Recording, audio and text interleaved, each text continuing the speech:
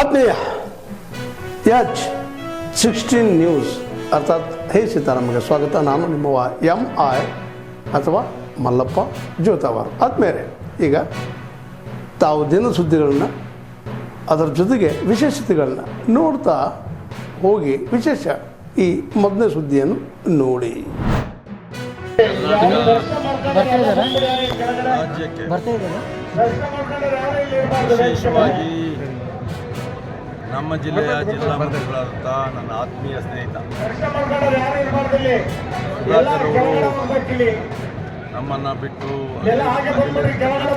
ಈ ದಿವಸ ನಿಜವಾಗಲೂ ಕೂಡ ಊಹೆ ಮಾಡಿದಂಥ ಒಂದು ದಿನ ಅಂತ ಹೇಳೋದಕ್ಕೆ ಇಚ್ಛೆಪಡ್ತೀನಿ.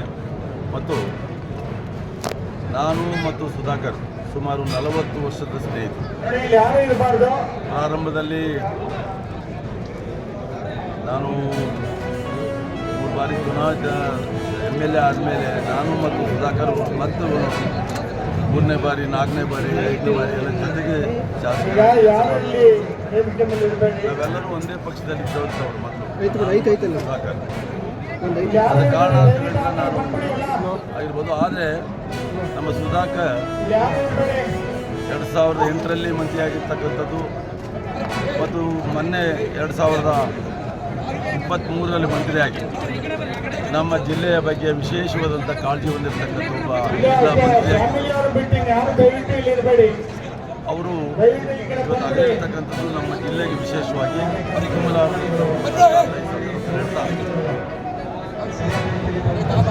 ಅವರ ವಿಶೇಷವಾಗಿ 23ನೇ ಸಂಪುಟದಲ್ಲಿ ಸಚಿವರಾದ ಮೇಲೆ ವಿಶೇಷವಾದಂಥ ಗಮನವನ್ನು ಚಿತ್ರದುರ್ಗ ಜಿಲ್ಲೆಯ ಬೆಳವಣಿಗೆ ಕೊಟ್ಟಂಥವು.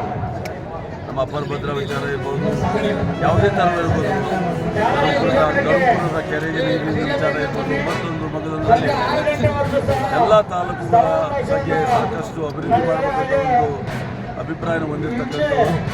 ಅವರು ಭಾಳ ಚಿಕ್ಕ ವಯಸ್ಸಿನಲ್ಲಿ ಅಂದರೆ 64-65 ಏನು ಭಾಳ ಇತ್ತೀಚಿನ ದಿನಗಳಲ್ಲಿ ವಯಸ್ಸೇನಲ್ಲ, ಆದರೂ ಕೂಡ ಚಿಕ್ಕ ವಯಸ್ಸಿನಲ್ಲಿ ಇವತ್ತು ನಮ್ಮ ಇರ್ತಕ್ಕಂಥದ್ದು ನಿಜವಲ್ಲೂ ಕೂಡ ನಮ್ಮ ಜಿಲ್ಲೆಯ ದುರಾದೃಷ್ಟ ಸಂದರ್ಭದಲ್ಲಿ ಹೇಳ್ತಾ ನಾವು ಯಾವುದೇ ಪಕ್ಷದಲ್ಲಿದ್ದರೂ ಕೂಡ ನಾವೆಲ್ಲರೂ ಭಾಳ ಆತ್ಮೀಯವಾಗಿ ಜಿಲ್ಲೆಯ ವಿಚಾರದಲ್ಲಿ ನಾವು ಕೂಡ ಅವರು ಜಿಲ್ಲಾ ಮಂತ್ರಿ ಆದಾಗ ಏನಾದರೂ ಅಭಿವೃದ್ಧಿ ವಿಚಾರದಲ್ಲಿ ಹೇಳಿದಾಗ ವಿಶೇಷವಾದಂಥ ಗಮನವನ್ನು ಕೊಟ್ಟು ಅದು ಕಾರ್ಯಗತ ಮಾಡ್ತಾ ಇದ್ದರು. ಅವರು ನಿಜವಾಗಲೂ ಕೂಡ ಅವರು ಇವತ್ತು ಆಗಿರ್ತಕ್ಕಂಥದ್ದು ನಮ್ಮ ಜಿಲ್ಲೆಯ ಜನತೆಗೆ ಒಂದು ದೊಡ್ಡ ದುಃಖದ ದಿನ ಅಂತ ಈ ಸಂದರ್ಭದಲ್ಲಿ ಹೇಳ್ತಾ ಮತ್ತು ಅವ್ರ ಕುಟುಂಬಕ್ಕೆ ಅವರ ಅಗಲಿಕೆಯಿಂದ ಆಗಿರ್ತಕ್ಕಂಥ ದುಃಖವನ್ನು ಭರಿಸುವಂಥ ಶಕ್ತಿ ಭಗವಂತ ಕೊಡಲಿ ಅಂತೇಳಿ ನಾನು ಅವರಿಗೆ ಧೈರ್ಯವನ್ನು ಹೇಳುವುದು. ಮಗನನ್ನು ಈಗ ತಾನೇ ಭೇಟಿಯಾಗಿದ್ದೇನೆ. ನಿಜವಾಗ್ಲೂ ಭಗವಂತ ಅವ್ರಿಗೆ ಶಕ್ತಿ ಕೊಡಲಿ ಅಂತೇಳಿ ಮತ್ತೊಮ್ಮೆ ಹೇಳಿ ಮಾತಾಡ್ತೀನಿ.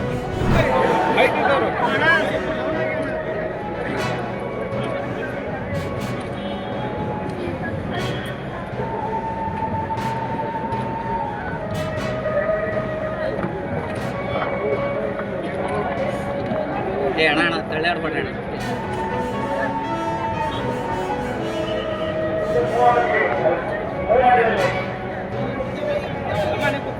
ಎಲ್ಲ ಸೈಡ್ ಬರ್ರಿ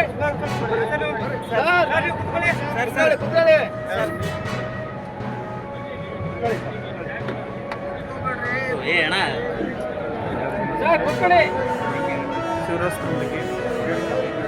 ಬೋಸರಾಜು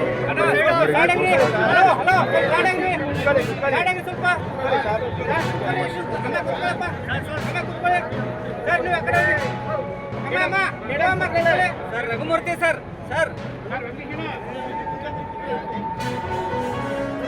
ಈ ಕಡೆ ಬರ್ರಿ ಸರ್, ಈ ಕಡೆ ಬರ್ರಿ, ಸ್ವಲ್ಪ ಈ ಕಡೆ ಬರ್ರಿ ಸರ್, ಈ ಕಡೆ ಬರ್ರಿ ಸರ್.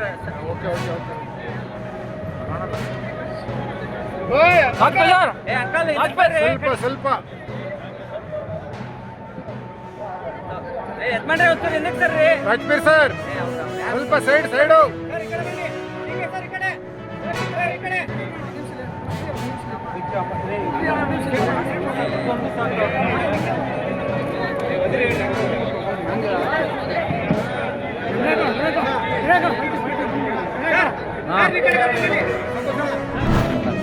ಉಸ್ತುವಾರಿ ಮಂತ್ರಿಗಳಾದ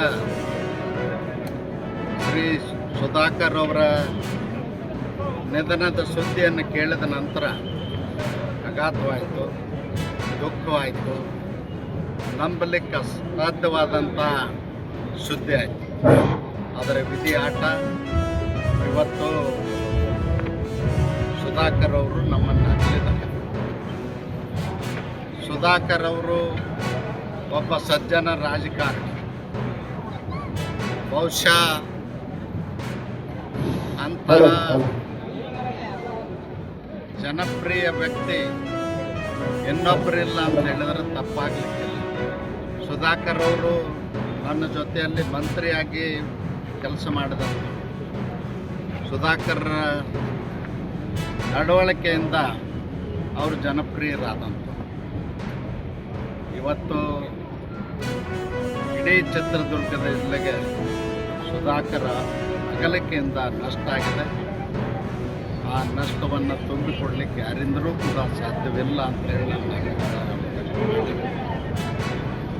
ರಾಜಕಾರಣಿ ಆದವರು ಸಮಾಜದಲ್ಲಿ ಆದರ್ಶ ವ್ಯಕ್ತಿಯಾಗಿ ಬಾಳೆ ಹೋಗ್ಬೇಕಾಗ್ತದೆ. ಆ ಕೆಲಸವನ್ನು ಸುಧಾಕರ್ ಅವರು ಮಾಡಿದ್ದಾರೆ. ಸುಧಾಕರ್ ಅವರ ಹುಟ್ಟು ಆಕಸ್ಮಿಕವಾಗಿದ್ದರೂ ಕೂಡ ಸಾವು ನಿಶ್ಚಿತವಾಗಿರ್ತದೆ. ಅವರು ನಮ್ಮನ್ನು ಅಗಲುವಂಥ ವಯಸ್ಸಲ್ಲ. ಅವ್ರಿಗೆ ಕೇವಲ 65 ವರ್ಷ ಆಗಿರ್ಬೋದು, 65 ವರ್ಷ ಆಗಿರ್ಬೋದು. ಭಗವಂತ ಅವರ ಆತ್ಮಕ್ಕೆ ಚಿರಶಾಂತಿಯನ್ನು ನೀಡಲಿ. ಅವರ ಕುಟುಂಬ ವರ್ಗದವ್ರಿಗೆ ಆಗಿರ್ತಕ್ಕಂಥ ನೋವಿನಲ್ಲಿ, ದುಃಖದಲ್ಲಿ ನಾನು ಕೂಡ ಭಾಗಿಯಾಗಿದ್ದೇನೆ.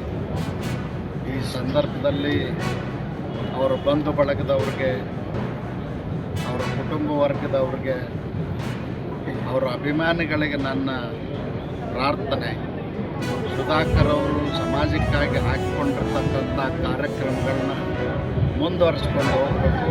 ಅದೇ ನಿಜವಾದಂಥ ಶ್ರದ್ಧಾಂಜಲಿ ಅಂತ ಹೇಳಿ ಭಗವಂತ ಅವರ ಆತ್ಮಕ್ಕೆ ಚಿರಶಾಂತಿ ನೀಡಲಿ ಅಂತ ಪ್ರಾರ್ಥಿಸ್ತೀನಿ.